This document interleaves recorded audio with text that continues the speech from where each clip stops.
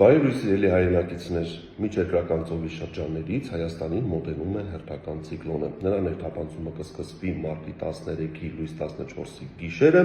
եւ այն Հայաստանում կգործի մինչեւ մարտի 16-ը ներառյալ։ Այսպիսով, մարտի 13-ի լույս 14-ի գիշերը եւ առավոտյան, մարտի 15-ից 16-ին շրջանների մեծ մասում սպասվում են տեղումներ։ Տեղումները լեռնային եւ նախալեռնային գոտիներում կլինեն ձյան տեսքով,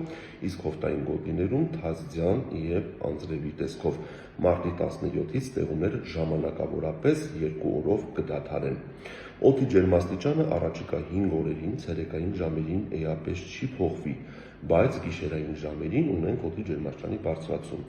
Այսպիսով, մարտի 14-ից 16-ն ընկած ժամանակահատվածում այսօրվա համեմատ օդի ջերմաստիճանը հանրապետության ողջ տարածքում գիշերային ժամերին կբարձրանա 7-ից 10 աստիճանով եւ արդեն մարտի 15-ից սկսած հանրապետության հովտային եւ նախալեռնային գոտիներում գիշերը օդի ջերմաստիճանը կլինի 0-ից բարձր, տատանվելով +2-ից +4 աստիճան տաքության սահմաններում։